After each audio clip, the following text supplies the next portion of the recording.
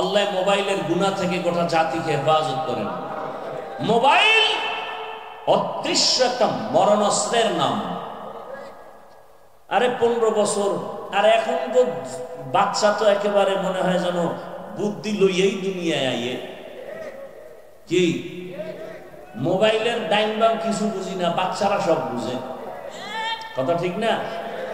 একেবারে chief engineer. আর বাবাই কি খুশি, আলহামদুলিল্লাহ আমি মোবাইলের বিষয় বলত, কিন্তু আমার নাতি পুরা ইঞ্জিনিয়ার। কিছুদিন পরে কাঁদতেছে, কিও হিজরত করছে। কি হয় না? হয় না? বড় কঠিন হালাত। এটা আমাদেরকে মেরে ফেলতেছে মোবাইল, আমরা টের পাইতেছি না। কিডনি দুর্বল, হার্ট দুর্বল, চোখের পাওয়ার, কানের পাওয়ার, হাতের পাওয়ার, মেধা, লেখাপড়া সব দুর্বল করে ফেলতেছে মোবাইল, খবর নাই। এই মোবাইলের কারণে সন্তান মায়ের সাথে বেয়াদবি, বাবার সাথে বেয়াদবি, শিক্ষকের সাথে ছাত্রের বেয়াদবি, সূত্র এই মোবাইল। ভাইরা আমার, রহমতের নবীর এত শক্তি। এশার নামাজের পরে রহমতের নবী আম্মা জানের হুজরায় গিয়া ঘুমায় গেলেন। হঠাৎ রাতের গভীরে আম্মা জান সজাগ হইলেন। সজাগ হইয়া দেখে রহমতের নবী আয়েশা তার বিছানার পাশে, নবী নাই। আম্মা জান পেরেশান হয়ে গেলেন, রাসূল কোথায় গেল? বের হইয়া দেখে অন্য কোন বিবির ঘরে, কয় না। আম্মা জান খুঁজতে গিয়া দেখে রহমতের নবী জান্নাতুল বাকিতে উম্মতের জন্য দোয়া করেন আর কান্না করেন। আম্মা জান একটু পিছন থেকে দেখে আবার তাড়াতাড়ি গিয়া শুয়ে পড়ছে। মনে মনে ভাব, আমি যে গেছি, নবী তো আর পিছন দিয়ে দেখে নাই, আমি ঘুমাইয়াই রয়েছি। নবী ইতিমধ্যে আয়েশা দেখতেছে, আয়েশা তুমি আমার যে পিছনে গেছো, ভাবছো আমি দেখি নাই? তোমার বাবা আবু বকরের মতো ভাবছো? আমি রাসূল সামনে যেমন দেখি, পেছনেও তেমন দেখি। আমি রাসূল ডানে যেমন দেখি, বামেও তেমন দেখি। আমি আলোর মধ্যে যেমন দেখি, অন্ধকারেও তেমন দেখি। কে দিছেন এই পাওয়ার? কাদের কুদরত দারি বরকামাল, আনতা রব্বি আনতা হাসবি যুল জালাল, তুহি কাদের জলিলুল্লাহ জাহাদাত, বহর হালে তুহি মেরা নিগাহদার। এরে আমার যুবক, ও বৃদ্ধ বাবাজি, ও পর্দার আড়ালের মা বোনেরা, কেমন একজন রাসূল পেয়েছো, যেই রাসূলের এত মেধা, এত কিছু। সেই রাসূলকে আল্লাহ কোরআন দিলেন রাসূলের বয়স 40 হওয়ার পরে। আরে 15 বছর, আর এখন তো বাচ্চা তো একেবারে মনে হয় যেন বুদ্ধি লইয়েই দুনিয়ায় আইয়ে। কি মোবাইলের ডাইন বাম কিছু বুঝি না, বাচ্চারা সব বুঝে। কথা ঠিক না? একেবারে চিফ ইঞ্জিনিয়ার। আর বাবাই কি খুশি, আলহামদুলিল্লাহ আমি মোবাইলের বিষয় বলত, কিন্তু আমার নাতি পুরা ইঞ্জিনিয়ার। কিছুদিন পরে কাঁদতেছে, কিও হিজরত করছে। কি হয় না? হয় না? বড় কঠিন হালাত। আল্লাহ মোবাইলের গুনাহ থেকে গোটা জাতিকে হেফাজত করেন। মোবাইল অদৃশ্য একটা মরণাস্ত্রের নাম। এটা আমাদেরকে মেরে ফেলতেছে মোবাইল, আমরা টের পাইতেছি না। কিডনি দুর্বল, হার্ট দুর্বল, চোখের পাওয়ার, কানের পাওয়ার, হাতের পাওয়ার, মেধা, লেখাপড়া সব দুর্বল করে ফেলতেছে মোবাইল, খবর নাই। এই মোবাইলের কারণে সন্তান মায়ের সাথে বেয়াদবি, বাবার সাথে বেয়াদবি, শিক্ষকের সাথে ছাত্রের বেয়াদবি, সূত্র এই মোবাইল। চরিত্র নাই, লেখাপড়া নাই, কিচ্ছু নাই। দোকানের কর্মচারী ঠিকমতো কাস্টমারের সাথে ভালো ব্যবহার নাই, কি চাইতেছে খবর নেই, মোবাইল নিয়ে ব্যস্ত, ধ্যান ধ্যান মোবাইলের ধ্যান। এরপরে বাসায় এসে সারা রাত দরজা লাগায় খালি জেনা করে, চোখের জেনা, হাতের জেনা, অন্তরের জেনা, জেনা করতে করতে সারা রাত কখন 2টা 3টা 4টা বাজলো খবর নাই। আজানের আগে আগে মোবাইল ঘুরে গেছে, ও চিৎপটাং হয়ে গেছে, ঘুম। এই পরিমাণ আকাম ঘরে ঘরে চলে যে উচিত ছিল ঘুমের মধ্যে গজব আসা, মুহাম্মদের উম্মত হওয়ার কারণে আল্লাহ গজব দেন নাই। ওগো নবীর উম্মতেরা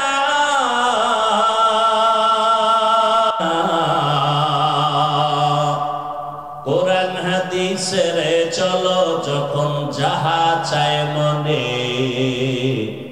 নবী বিনে কে দাঁড়াবে পুলসিরাত মিজানে, নবী বিনে কে দাঁড়াবে পুলসিরাত মিজানে। নবী আমার জীবন ভরে দিনের লাগি কষ্ট করে, দান দান শহীদ করিলেন উহুদেরই ময়দানে, নবী বিনে কে দাঁড়াবে পুলসিরাত মিজানে, নবী বিনে কে দাঁড়াবে পুলসিরাত মিজানে। এরে নবীরা আশিক, ওই রাসূলের উপরে 40 বছর পরে কোরআন দিয়েছেন আমার মালিক। প্রশ্ন, 40 বছর পরে কেন আসলো? রহমতের নবীকে আরো আগে কেন দিলেন না? এরপরে যে আসছে তাও কি একসাথে?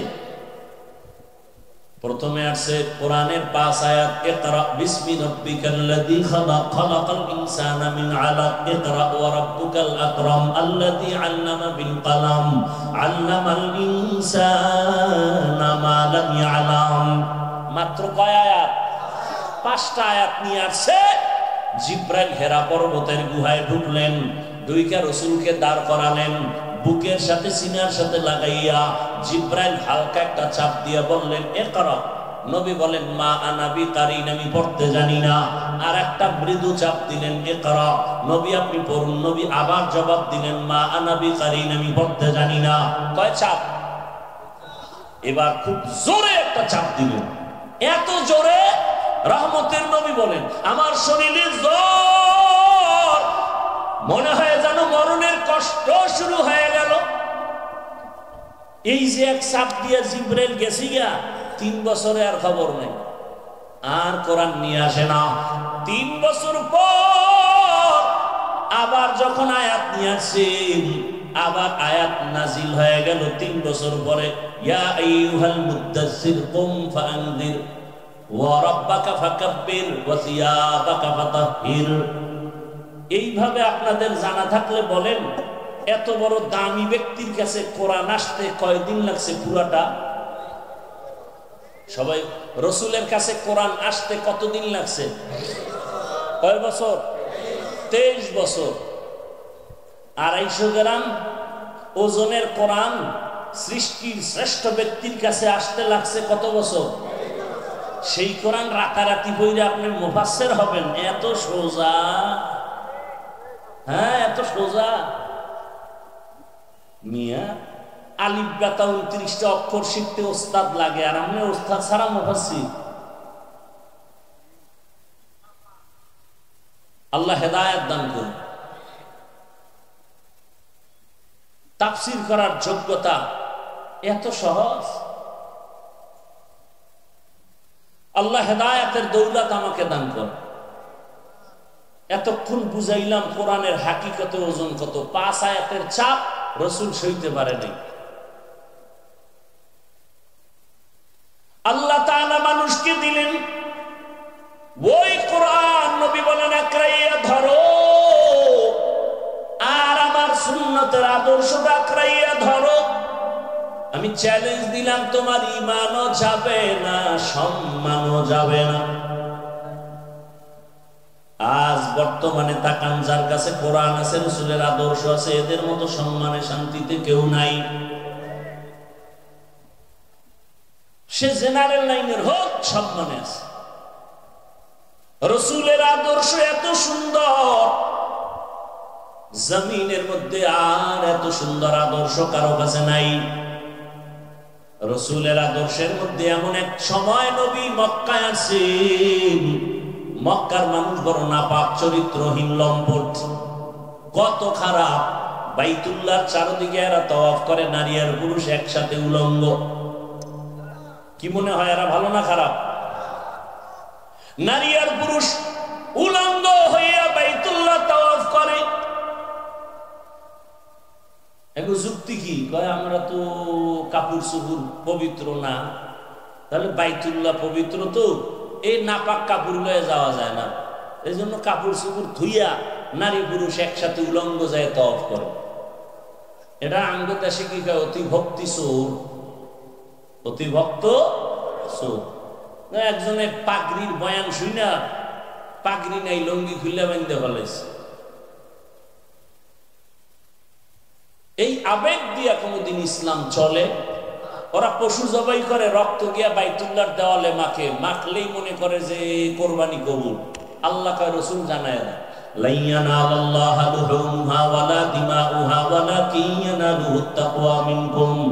এই কোরবানি করে নেওয়ালারা, তোমার পশু রক্ত আমার কাছে কোনো দাম নাই, আমার কাছে দাম তোমার অন্তরের তাকওয়া। হরকে দার খৌফে হকদার দিল মাদার জান্নাতুল মাওয়া দেহত রামাকাম।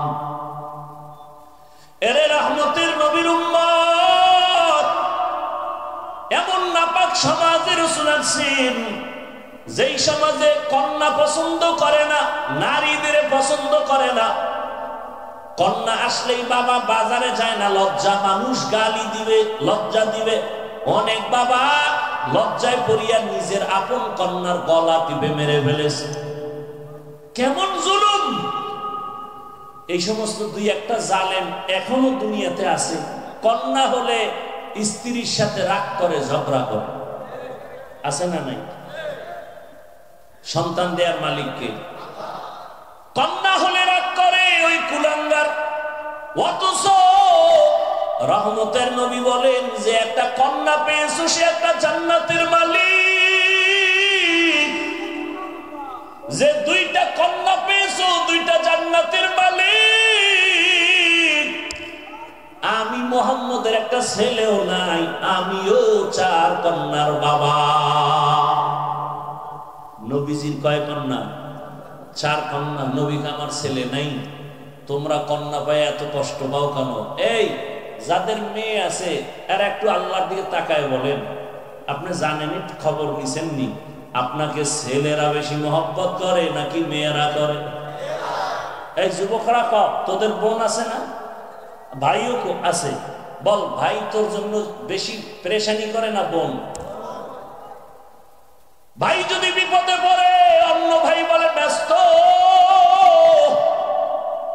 বোন পাগলনির মতো হ্যাঁ দৌড়ায়, আমার ভাইয়ের খবর কি বলো? ভাইয়ের জন্য বোনের কলিজায় এত মায়া মোহাব্বত। ভাই যদি শুনে অসুস্থ, বোন পাগলনির মতো হয়ে যায়, খায় না, ঘুমায় না, বারবার খবর না, আম্মু আমার ভাইয়ের কি খবর? আবার যদি শুনে বাবা অসুস্থ, মেয়েটা পাগল হয়ে যায়, মাকে টেলিফোন করে, আম্মু বলো আমার আব্বু খানা খাইছেনি, ঘুমাইছেনি, আমার আব্বুর শরীর কেমন? একটা কন্যা যার হয় নাই তাকে বুঝানো যাবে না রে বাবা। রহমতের নবী বলেন, যারা কন্যা পাইছো তারা জান্নাতের মালিক হয়ে গেছে।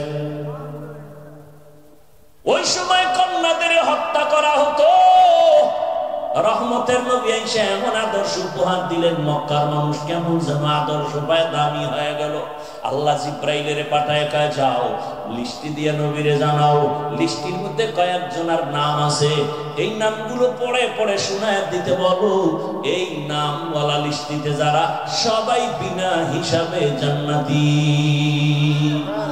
আতিনা ফি দারে দুনিয়া না হাসান, আতি দারে উকবা না হাসান ইয়া গিয়াসাল মুস্তাগীসি নাহদিনা ইফতিখারা বিল উলুমে ওয়াল গিনা। ও আল্লাহর বান্দারা, রহমতের নবীর আদর্শ এখন মেনে নাও, গলার মালা বানাও। খোদার কসম অশান্তি জীবনে আসবে না। ঘরে ঢুকবা নবীর আদর্শ, ডান পা দিয়া ঢুকবা, জোরে একটা সালাম দিবা। ঘর থেকে ডান পা দিয়া বের হইবা, বিসমিল্লাহ বলে বের হও, দরুদ শরীফ পড়ো। আল্লাহ ফেরেশতা পাঠাইবে তোমাকে পাহারা দেওয়ার জন্য। এই যে বাসায় যাবেন বা আসছেন, হাতে কাজ আছে, পায়ে কাজ আছে, জবানে কোনো কাজ বলেন না কেন? জবানে কি করবেন? গালি দিবেন? কি করবেন? গাড়িতে বসে আছেন, জবানের দ্বারা তসবিহ করেন, জিকির করেন, লা ইলাহা ইল্লাল্লাহ। দুনিয়াতে এরকম মজার কোন আর জিকির আছে? লা ইলাহা ইল্লাল্লাহ, লা ইলাহা ইল্লাল্লাহ। মুসা নবীর ঘটনা আছে, আল্লাহকে বলে, আল্লাহ নতুন একটা জিকির দাও যেটা কাউরে দাও নাই। আল্লাহ কয়, পড়ো লা ইলাহা ইল্লাল্লাহ। মুসা কয়, এটা তো কুরআন।